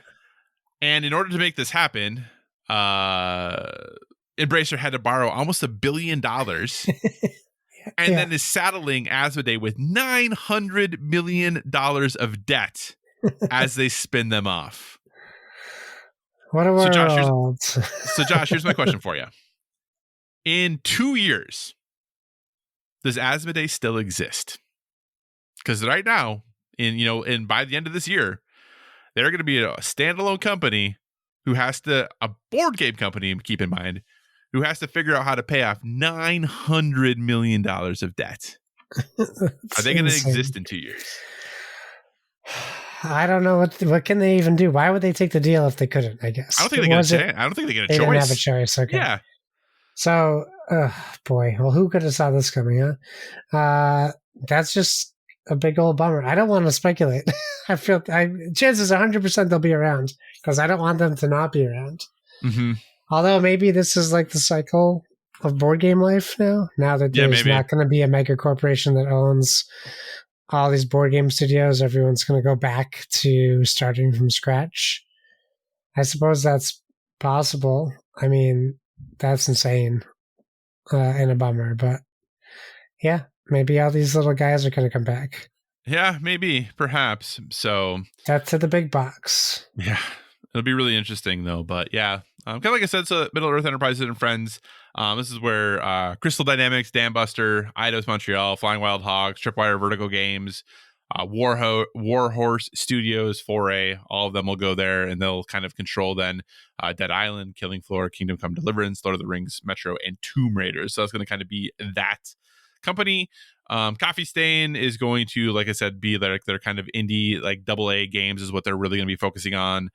So they will have the studio Coffee Stain, Ghost Ship, Tarsier, Tuxedo Labs, THQ Nordic, kind of those sorts of companies. And they'll have like Deep Rock Galactic, Goat Simulator, Satisfactory, Wreckfest, Teardown, Valheim, those kind of sorts of things. And then, like I said, Asmodee will be taking their 23 studios that they already own and their 300 IP because they have Ticket to Ride, Seven Wonders, Azul, Catan, Exploding Kittens, all that good stuff. So, yikes. I'll be very interested to see how this all goes. Josh, what do you think the chances are that somebody comes in and tries to swoop up and purchase either Middle Earth Enterprises or Coffee Stain and Friends? No, I think it's too volatile right now, especially after all this, right? Yeah, I mean, potentially. I could see, though, if, somebody is trying to kind of get in, if a bigger company is trying to get in on the gaming business, Yeah. it might be a way to kind of, yeah. Well, look what's I think happening it with depends on like the price. Max and Yeah, all these companies, these big companies now having to merge with other companies yeah, to stay afloat because there's too much of everything now. right. There are way too many video It's games these tough. days. Even with the board game conversation, like it might be slow for big releases, but there's so many games Yeah, that like there's just so many weird ones, silly ones. We're back to like those like getting bad licensed games again. Just like everyone sees the opportunity to make money in this, so they're flooding it again. So that could make it easier for a company like Asmodee, I guess, to try to get some money back if they do that. But I don't know. I don't know. That seems like too much money to have to cover. yeah, it is. It is a lot. I would agree. We'll have to see, I guess, like kind of what happens here, but it's just so interesting that they can be so bad at business and still seem to be like the C-suite still kind of doing their thing. Yeah. It's just shocking that it's so bad. But anything else you would like to chat about? Anything else in the video game world? I realized as I'm looking at this, I totally put a wrong link in here. There's the right link for that one. It's up to you. We Anything else can you want to talk about? mosey if you want. We're getting close to 2 hours. I'm going to go over the BAFTA winners. Oh, we could. Yeah, let's go over the BAFTA winners here quick. And I'll hit you with the categories, and we'll just hit the winners. We don't have to cover the nominees.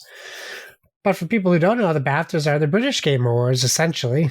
I mean, They do other things, but they do award winners in the board game categories. So we'll start from the bottom, go to the top. For Player's Choice, it was Baldur's Gate 3. Technical achievement went to Tears of the Kingdom, which I think is a great, deserving one with all the things you can do in that game. Performer in a supporting role went to Andrew Wincott as Raphael in Baldur's Gate 3. I just ran into him. I can't believe I didn't put Baldur's Gate 3 on my list.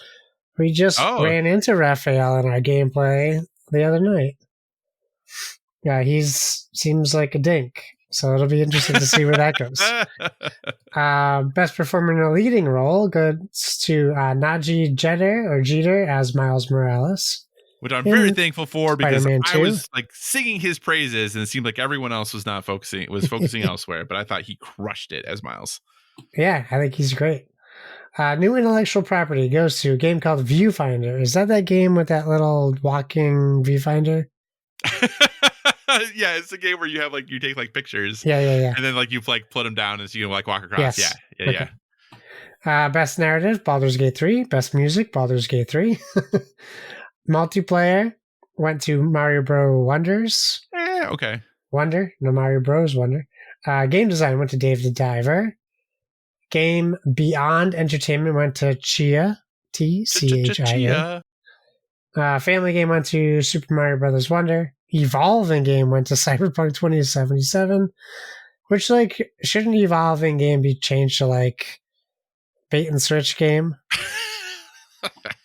Something like that? Probably. Sure. Debut game went to Venba. British game, that's funny category, went to Viewfinder. That makes total sense now. It's a BAFTAs, of course. Yeah, makes sense now that that's a British game. Yeah. Audio and artistic achievement both went to Alan Wake 2. Best animation in the game went to Hi-Fi Rush. Yeah. And of course, the game of the year, best game, Baldur's Gate 3 was the winner. Oh, BAFTAs. Look at them recognizing games, saying, hey, here's the cool things. Really happy to see Viewfinder get the amount of love it did. Really happy that Najee Jeter got his nod for Miles Morales. Otherwise, I think nothing too surprising other than maybe David the Diver getting game design. Heck yeah. Yeah, cool. All right, Josh, anything else? Negative. Okay, quick hits. Are you sad that there's no BlizzCon this year? No, I predicted it, remember? I know you did. Yes, you did. Absolutely you did. So, okay, no BlizzCon. Sorry, everyone. Josh, did you watch the Nintendo Indie World? You know what they should do? NC should play Marvel Rivals during BlizzCon weekend. Oh, yeah. Got out of beta for the weekend. That would be good. Sorry, God, what did you say? Did you watch the Nintendo Indie World event? The Nintendo, I like it. The Nintendo Direct. I did watch it, yes. Anything there stick out to you as being awesome? Oh, the Ninja Turtles game stuck out to me, and then everyone was like, don't. So I held off on it. My wife and kid are interested in the cat game. I'm trying to refresh my memory on what else we saw. Are you talking about Little Kitty Big City? Yes, the first game? That's the one. Ninja Turtles, Splintered Fate. I'm excited for. That's the new side-scrolling one coming out. Oh no, roguelite, right? Yes, roguelite. Yeah. Yep. You talked about Stitch. That got me interested to play it around with the family. Yeah, that's cool. SteamWorld Heist I never played, so I'm interested. Maybe I'll go back and try it because I really like the SteamWorld dig. So maybe I'll go back and try. I know I own SteamWorld Heist. I think a PC or something. So I do have it to play, but cool. Yeah, how about you? Obviously Cat Quest 3, which is interesting because when that game was first announced, it was announced as Cat Quest Pirates of the Caribbean. It was not announced as Cat Quest 3, which it very clearly was Cat Quest 3, but I find it curious that they have officially changed the name to Cat Quest 3. And then Europa 2020. Europa. That game looks cool. I saw that also somewhere else previously. I don't remember what presentation I saw it in, but that game still looks really, really cool. So I'm down for that. We already talked about Hades 2. That stuff is cool. And hey, Microsoft, Xbox, it had a really good quarter for software. They're making money finally. Yeah, thanks to Blizzard and ABK as a whole. Like, goodness gracious, because I think they talked about if it wasn't for them, they would have been up 1%, but because of ABK, they were up 45 or 46 or 64 or whatever it was percent. Yeah. So thanks APK. Now we know why Microsoft wanted you so bad. Yeah. Monies are rolling in. Okay. With that, then let's go ahead and start wrapping things up. Obviously, we're a gaming podcast, but we want to give you one recommendation, suggestion, or thing we're currently into that's helping us live that well-rounded life. Josh, what is your recommendation this month? I'm going to recommend Ghostbusters Frozen Empire. I took my 7-year-old son to see this. It was pretty awesome to do something like that. I was not sure if he was going to be able to do it. He was great. It's funny. It's a little scary, but really it's as someone in a podcast I listened to was talking about Scott Ackerman on his Scott Hasn't Seen podcast. He's like, you have to view this Ghostbusters as separate from all of the Ghostbusters, even though it includes that Ghostbusters universe in it. You can't be going to see it wanting to see original Ghostbusters. It's a new generation. It's a new story to be told. And they do a good job in this as well. I think you have to see Afterlife to see this, just so you can get some character connection. But I thought it was great, and they did a great job at using the original cast. It didn't feel forced into the movie, so it was nice to see that. And Patton Oswalt and Kumail Nanjiani did great jobs too. So it's funny, it's charming. It's a 3.5 out of 5. It's not breaking records as far as best movie ever, but it's a fun watch. Gotcha. Very cool. I actually went and saw a movie in the theater for the first time in a really long time. I went and saw Monkey Man. Oh, how was it? It was good. It was pretty solid. Dev Patel doing action because he I don't know if people know the story, but he really wanted to be a action star, and like no one would give him an action role. So eventually he just made his own action movie. Yeah. And he does a pretty good job. The action isn't too bad. The parts of it are really dark. And it is a reasonably violent action movie.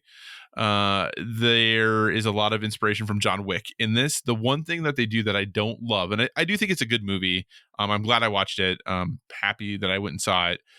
But it's other than the like big last action scene that's pretty lengthy, it shoots action in a way I don't really like. It's a lot of cuts very close, which is fine, but I definitely like pulled out like longer sequences of action. And it could be because maybe, he's newer in the action world. Like maybe he's just not comfortable with doing, longer sequences of action things. It does happen in that end sequence, but overall, I enjoyed the movie. If you like action movies, it's gonna be good. The kind of story behind it is, like I said, it was a little bit darker than I thought it was going to be. I was like, goodness gracious. But yeah, it's a good sit. I don't know that you need to see it in a theater. But if you like action movies, I think it's definitely worth it. So nice. But that's not actually my recommendation. My recommendation is something kind of on the other side of things. It's a new stand-up special. It's Jimmy Carr's new stand-up special called Natural Born Killer, which is on Netflix. Jimmy Carr, if you are not familiar, one of, I don't know, probably Britain's best known stand-up comics these days, has been in the biz for a long time, done a lot of different things, has a number of stand-up specials.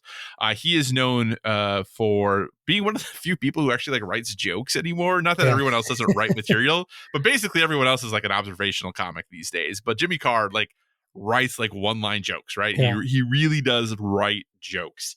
But he does, at the end of this special, he tries his hands at like longer things, like longer, more complex stand-up, which is not typically what you see from him, and it works for the most part. Some of his initial like one-liners are maybe not quite as good as some of his previous ones, but still solid overall. I really like Jimmy Carr. I think he is really funny. I think the nice thing about, since he writes jokes the way he does, even if he has a couple duds, it's not long till you're to the next joke, right? Like, we're on to the next thing, and we're going. So if you enjoy stand-up, enjoy edgy stand-up, because he definitely is slightly edgy, but it was a good sit, good laugh. I enjoyed it.